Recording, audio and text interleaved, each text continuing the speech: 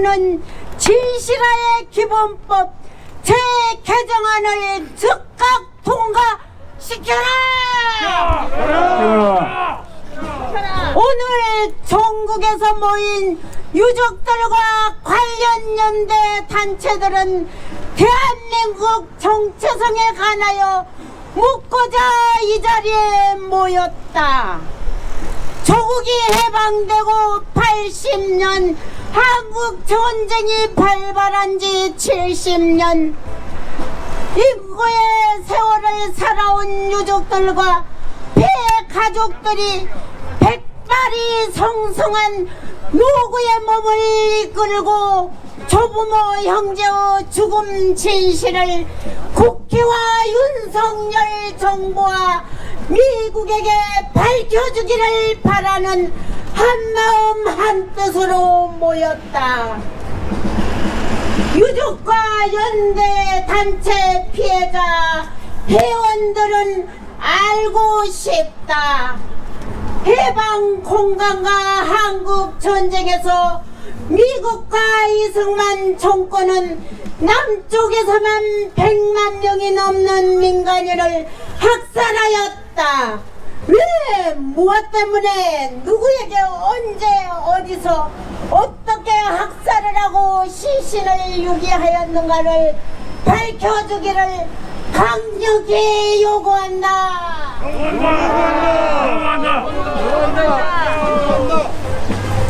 4.19 혁명으로 이승만 정권이 무너지고 1960년 장면 정권이 수립되었다.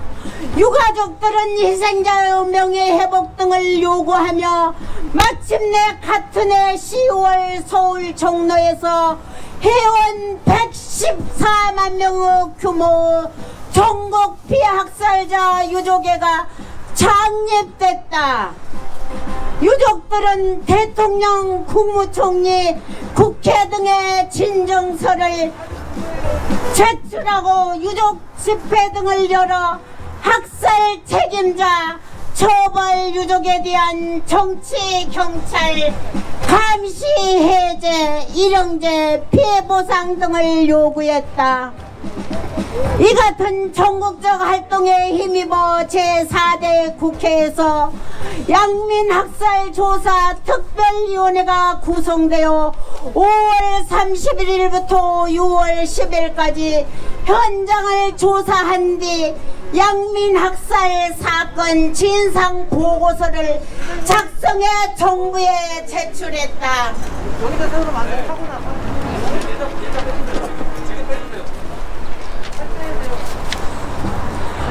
확인된 결과 약 113만 명의 사망자가 신청을 한 사실이 문서로 밝혀졌다. 그러나 한국전쟁 당시 학살된 최초 진상조사는 좌절되고 말았다.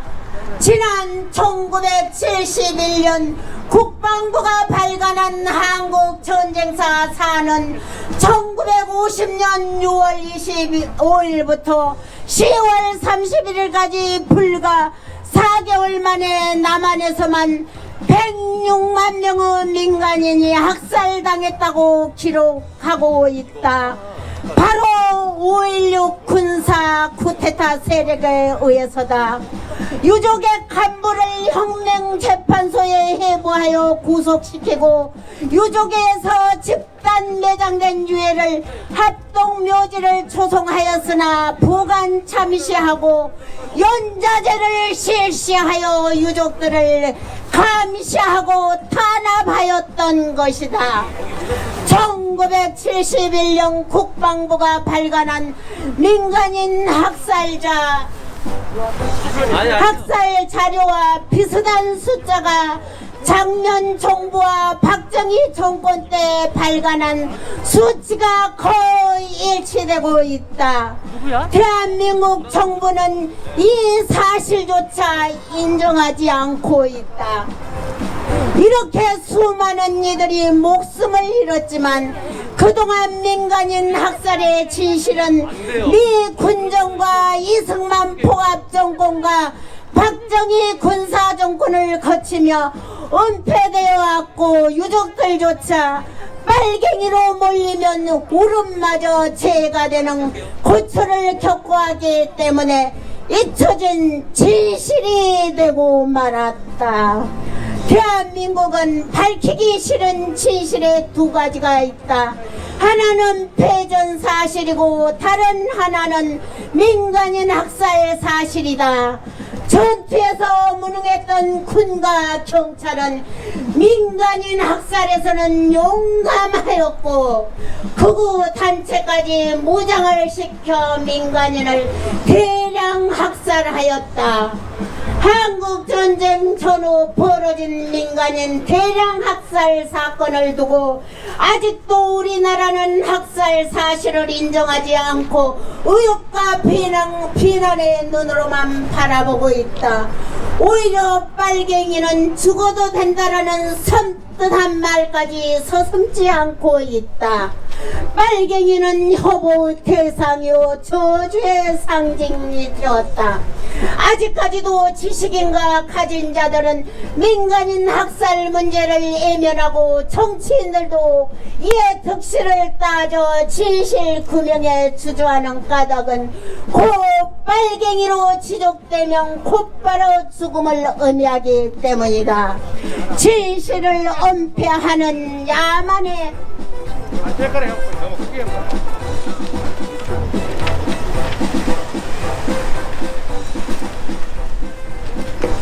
야만의 역사는 되풀이되고 있다. 그럼 죽인 자들은 누구인가? 이승만 정권을 장악하기 위하여 정적과 반대파를 빨갱이로 몰아 죽여도 좋다라는 공식을 만들어 버렸다.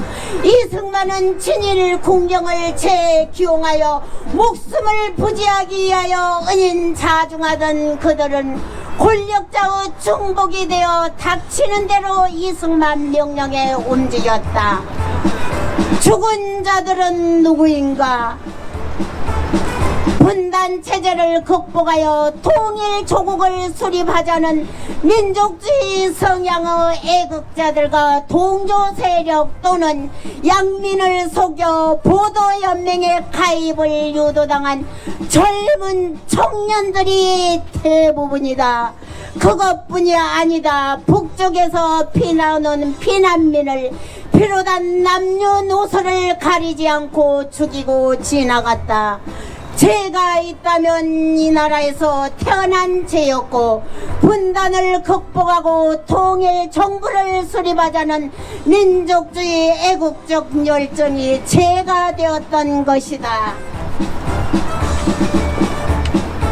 사회의 변천과 민주화 물결이 질풍노도처럼 밀려왔던 문민정부와 국민의 정부, 참여정부에서 해방공간과 국가의 부당 공권력에 의한 학살 사건이 수면 위로 떠오르기 시작하였다.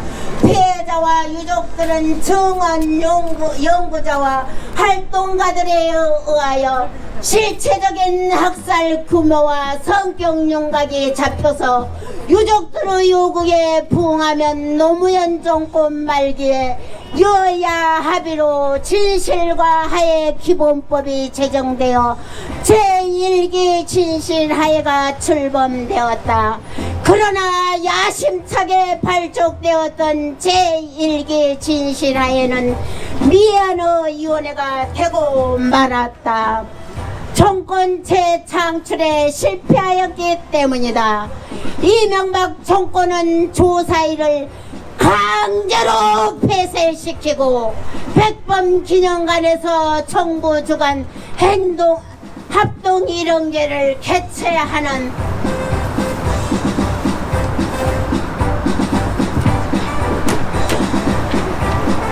개최하여 용문도 모르고 동원된 민간인 학살 피해자와 적대 세력 피해자들로 충동으로 일형제는 무산되어 역사 기록에서 사라지고 말았다. 박근혜 정권은 민간인 학살 사건과 인권 침해 사건을 전면 부정하면서 과거사는 안전 중단되고 말았다. 이에 맞서 유족들과 관련 단체들은 10여 년 동안 중단된 과거사를 복원시키기 위한 처절한 입법 투쟁을 전개하였다. 촛불 시민 항쟁으로 박근혜 정권이 무너지고 탄생한 문재인 정부는 국정 과제 중 제1호 국민의 눈높이에 맞는 과거사를 해결하겠다고 약속하였다. 여당이 된 민주당은 문재인 정부의 과거사 공약을 뒷받침하지 못하고 개정 발의된 진실화의 기본법을 차일피일 미루다가 문재인 정부 말기에 국민의힘과 전격적으로 합의하여 통과시켰다. 유족의 동의도 없었고 공청회 한 번도 개최하지 않은 엉터리 누더기법이 개정되었다. 마치 번개불에 콩볶듯이 개정하였고 행안부는 시행령마저도 졸속으로 제정하여 제2기 진실하에 위원회가 출범을 하였다. 경제 논리에 집착한 민주당과 정부 배착이었다. 이로 인하여 한국전쟁 민간인 학살을 비롯한 과거사 문제가 방향을 잃고 포로하고 있다. 이에 대한 모든 책임은 민주당과 야합한 국민의힘에 있으면 이를 묵인한 문재인 정부 책임도 또한 면할 수 없는 일이다. 유족들의 한의가 빗발치자 대선 전에 민주당과 국민의힘은 진실하에 기본법 재개정안을 재발의하여 현재 행안위 1법안소위원회에 계류 중에 있다. 이에 윤석열 정부로 정권이 교체되었다. 여야가 뒤바뀐 지금 국민의힘과 민주당은 과거사법 개정 처리에 이런 방구도 하지 않고 또다시 이 핑계 저 핑계 들이대면 지연작전을 쓰고 있다. 피해 유족들은 혹세 무민하고 있다.